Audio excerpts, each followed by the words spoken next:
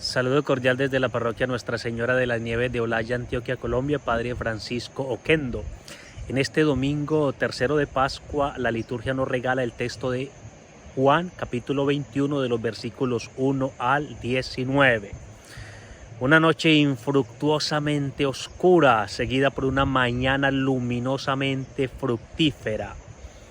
Es la narración que el Evangelio de Juan nos regala.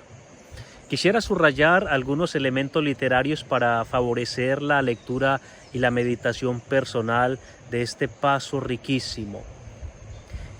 Contiene dos escenas distintas. La primera, la pesca, de los versículos 1 al 14.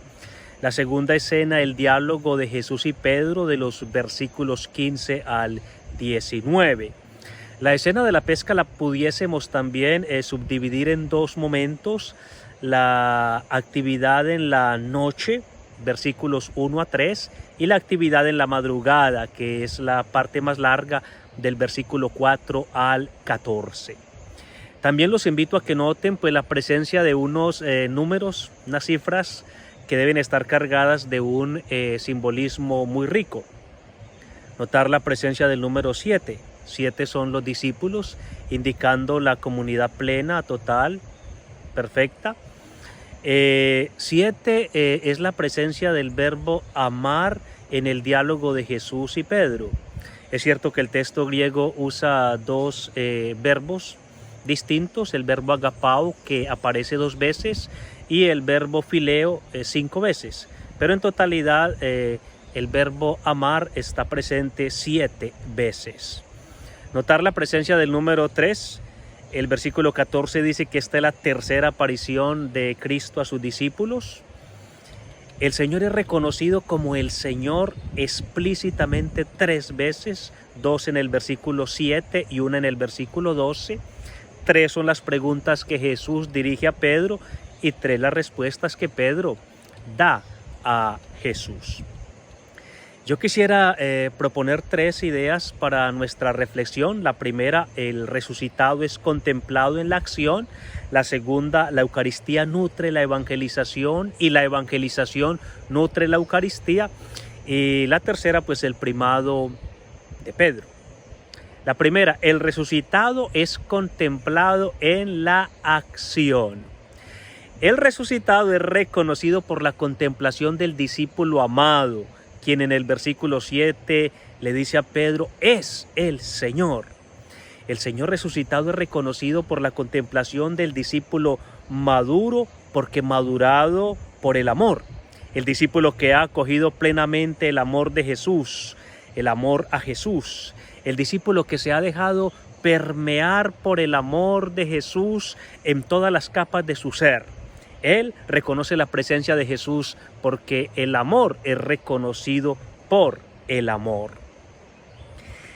Es el Señor, dice el contemplativo discípulo amado. Es necesario conocer para amar, pero es necesario amar para reconocer. Ahora, para que el Señor sea contemplado, debe ser manifestado.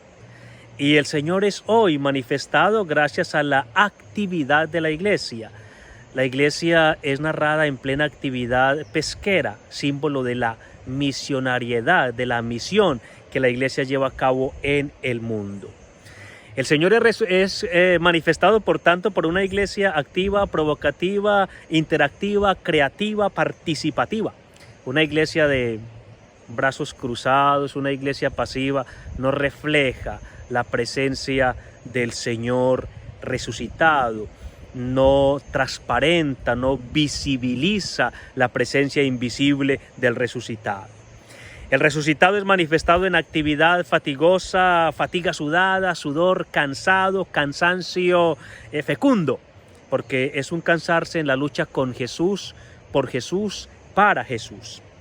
Sin Jesús, la actividad de la iglesia es infructuosa, porque sin Él no podemos hacer nada, dice Él en el capítulo 15 del Evangelio de Juan. muchachos, ¿tienen algo que comer?, les pregunta. Y el seco no del versículo 5 refleja la frustración de una actividad neopelagiana que se basa solo en las propias fuerzas o competencias o en la lógica costos-beneficios.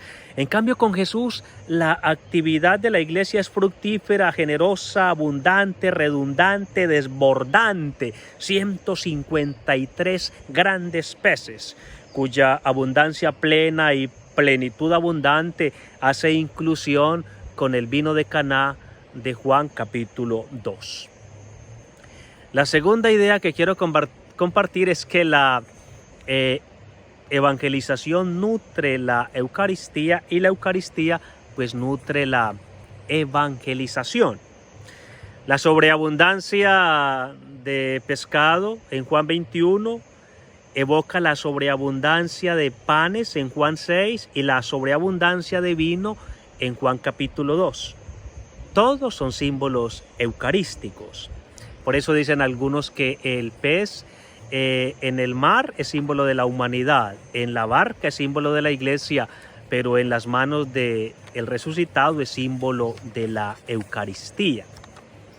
Efectivamente, ellos, los apóstoles, no se nutren, no se alimentan del pescado que ellos pescan, sino del pescado que ofrece el Señor. Que el Evangelio en el texto griego incluso los distingue. Para hablar del pescado fruto de la pesca de los discípulos, el texto usa el sustantivo ictius, pero para hablar del pescado que el resucitado les ofrece, usa el sustantivo opsarion. Son pues distintos porque la comunidad vive y se fortalece del don del resucitado, el resucitado que dona su vida en la Eucaristía. Esta es la tercera manifestación del Señor, porque el número 3 es importante, 3 veces es reconocido como el Señor. El Señor resucitó al tercer día, y el tercer día en el libro del Génesis es el día en que apareció la vida, las plantas, porque el Señor resucitado, celebrado en el domingo, nutre, da vida, garantiza la vida a su pueblo con el don de la Eucaristía, ¿sí? Por ello la importancia, mis hermanos, de vivir el domingo cristiano. Nosotros los cristianos en el domingo en nuestros templos no hacemos cosas, vivimos cosas. Qué bello llegar al templo el domingo con la conciencia de que allí nos ha reunido el Señor resucitado, que cuando cantamos le cantamos al Señor resucitado, que cuando escuchamos la palabra quien está hablando es el Señor resucitado, que cuando nos arrodillamos adoramos es al Señor resucitado, y cuando recibimos la Eucaristía acogemos el don de la vida misma del Señor resucitado, que nos da fuerza y gracia para llevar a cabo la misión, la pesca que el Señor resucitado nos ha confiado. Tercero, pues el primado de Pedro. Los invito a que miren cómo por 7 ocasiones es subrayado el rol de Pedro. Pedro es el primero en ser nombrado, versículo 2. Pedro es quien toma la iniciativa de la pesca, versículo 3. Vamos en 2 elementos. Tercer elemento, Pedro es el primero que se lanza al encuentro del Señor, versículo 7.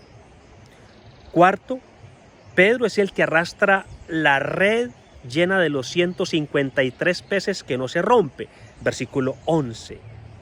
Quinto, Pedro es el que confiesa su amor a Jesús, versículos 15 a 17. Sexto, Pedro es el que es constituido pastor supremo del rebaño del Señor, versículos 15 al 17.